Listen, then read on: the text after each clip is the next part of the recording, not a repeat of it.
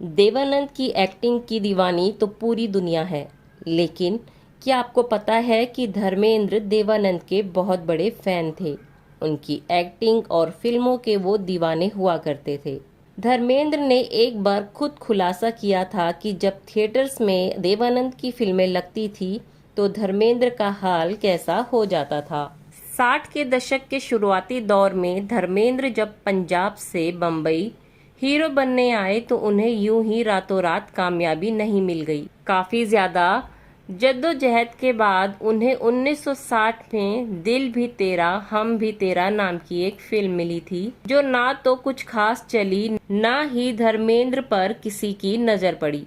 दरअसल उस समय हिंदी फिल्मी दुनिया में देवानंद, दिलीप कुमार और राजकुमार की तिकड़ी राज कर रही थी। धर्मेंद्र ने भी तीनों को ही अपना आदर्श मानते हुए फिल्मी हीरो बनने के लिए अपने संघर्ष को आगे बढ़ाने की कोशिश की। उसी दौर में कब और कैसे देवानंद साहब की नजर धर्मेंद्र पर पड़ी और कैसे उस एक मुलाकात का धर्मेंद्र पर जीवन भर असर रहा, इसी पर आज हम बात करेंगे। धर्मेंद्र फिल्म फेयर कॉन्टेस्ट के दौरान अपने पंजाब सानेवाल से मुंबई आए और उन्होंने फिल्म फेयर कॉन्टेस्ट जीतकर अपने संघर्ष के दिन शुरू किए। मुंबई जो उन दिनों में बम्बई था, वहां ना जाने कितने सैकड़ों अभिनेता रोज ये ख्वाहिश लेकर संघर्ष किया करते हैं कि एक दिन सुनहरे पर्दे पर दिखेंगे और छा जाएंगे। इसी दौर में धर्मेंद्र भी अपनी स्मार्टनेस को पेश करते हुए हीरो के सिलेक्शन की लंबी लाइनों में खड़े भी होने लगे। धर्मेंद्र जब स्क्रीन टेस्ट के लिए आए तो गुरुदत्त जी को उनका टेस्ट लेना था। इसी सिलसिले में स्क्रीन टेस्ट देने के लिए कॉस्ट्यूम की लाइन में काफी सारे लड़के और लड़कियां खड़े थे, यह सपना लिए हुए कि एक दिन वो स्टार बनेंगे और उन्हें रोल मिलेगा। तभी देवानंद साहब पीछे से आए और धर्मेंद्र के कंधे पर हाथ रखकर कहा कि तुम तो बहुत अच्छे और स्मार्ट हो, शर्मीले हो, तुम्हें काम जरूर मिलेगा। इसी मुलाकात के दौरान देवानंद धर्मेंद्र को अपने साथ ले गए और लंच भी साथ कराया। उस वक्त धर्मेंद्र को खुद पर यकीन नहीं हो पा रहा था कि उनके साथ जो हो रहा है वो सपना है या कोई सच्चाई।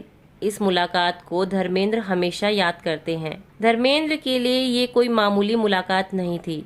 धर्मेंद्र के अनुसार मुलाकात के बाद जब वो घर गए तो उन्हें नींद नहीं आई, रात को सोए नहीं, ये सोचते रहे कि आज वो कितने बड़े बड़े लोगों से मिले।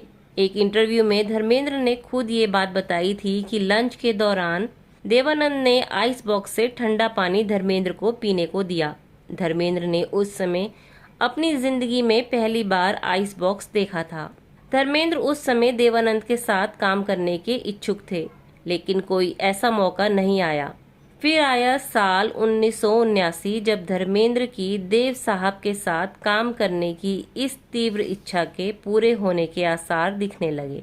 1980 में देवानंद के छोटे भाई ने देवानंद और धर्मेंद्र के साथ 1, 2, 3, 4 नामक फिल्म बनाने की सोची, जिसमें शशि कपूर और ऋषि कपूर भी बतौर कलाकार शामिल थे।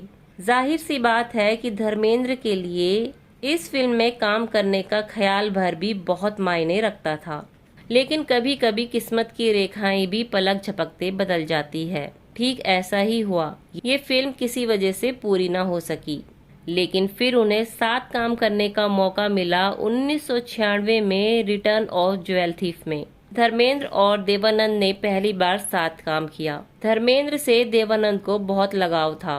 अक्सर धर्मेंद्र की तारीफ करने वाले देवानंद कहा करते थे कि धर्मेंद्र बहुत शर्मीला है और साथ ही अपनी तरह का एक अनुपम अभिनेता भी है।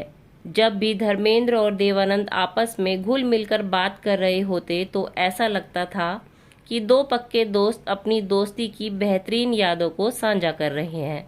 देवानंद और धर्मेंद्र दोनों अपने जमाने के सदाबहार अभिनेता रहे और लगभग सभी वर्गों के दर्शकों में एक अपनी खास पहचान बनाई। दोनों का अपना एक खास क्रेज रहा, जैसे धर्मेंद्र की ही मैन की छवि और देवानंद की काले कोट वाली रोमांटिक हीरो की छवि, जिससे ये दोनों अभिनेता लोगों के दिलों में वर्षों ताजा बने रहेंगे।